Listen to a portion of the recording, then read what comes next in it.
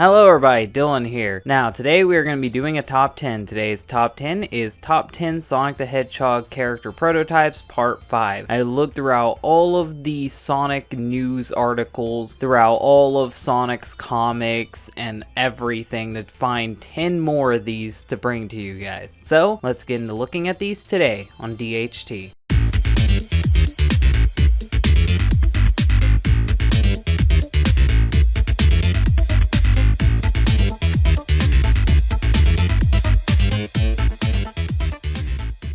Number 10 is Terios. Now I know I had Terios all the way back in my first video from last year, but I think this one's unique enough to have him on here again. This Terios, instead of having a weird visor thing over his eyes, instead has one blind eye and a scar by that eye. I would really like to know why this Terios is blind, and I would like to know why his inhibitor rings look more like handcuffs. I also like the scarf design on him, and I keep insisting that Terios the Hedgehog's designs were worked into Infinite, and I think the main reason why I suspect this is because no matter which Terios there was, they always had a weird thing involving their right eye, and this Terios also has that. And what do we see on Infinite? His left eye is blocked off and we can only see his right eye. So I think that yet again Sega's working some of the concepts from older Sonic games into the newer Sonic games, and I think Terios has been recycled into Infinite. Number 9 is Styx the Badger. Now, if you saw my Sega's stupid video, you would know why Styx is on here. She did make it into the final product, but she was neutered from her original version. Originally, Sonic and friends were gonna go meet Styx in the woods where she was a tribal leader, and then they befriend her and she decides to go back to their village with them. This explains why Styx is kinda crazy and off-putting. It's because she lived in the woods her whole life with her tribe.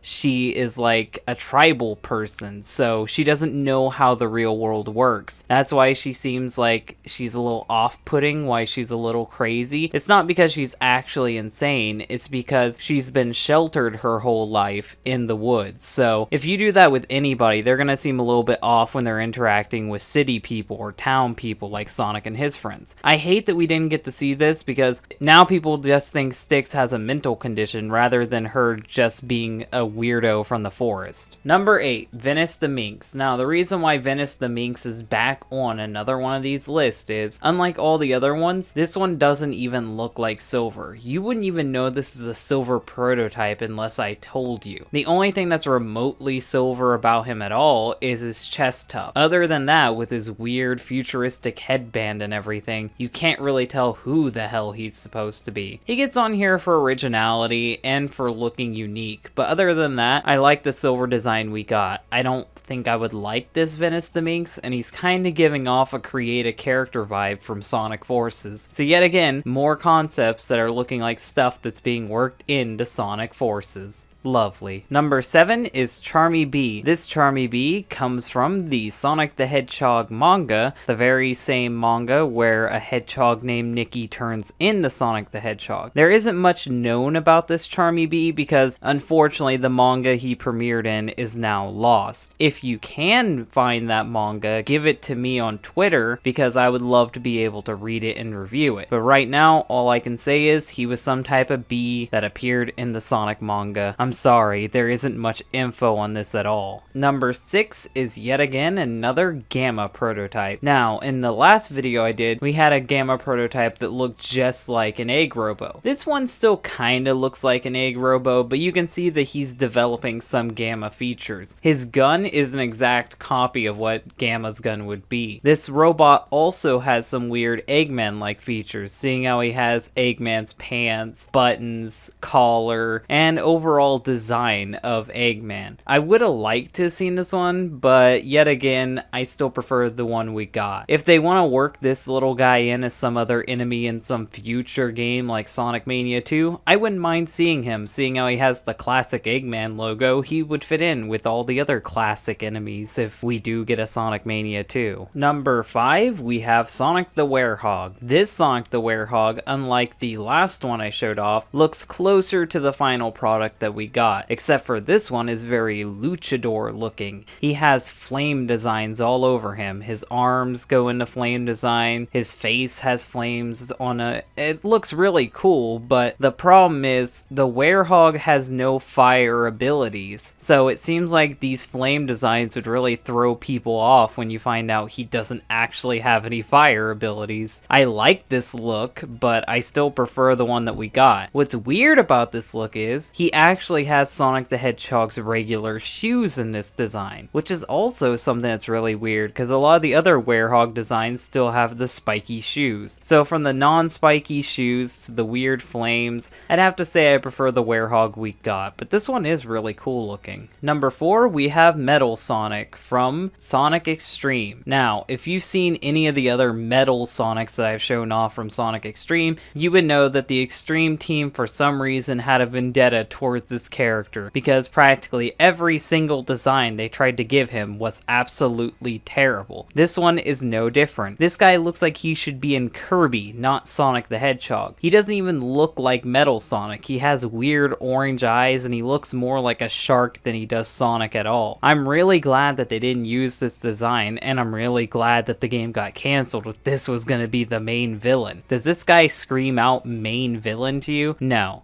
I'm glad that he got scrapped, and I'm glad that the game got scrapped if this was going to be our main villain.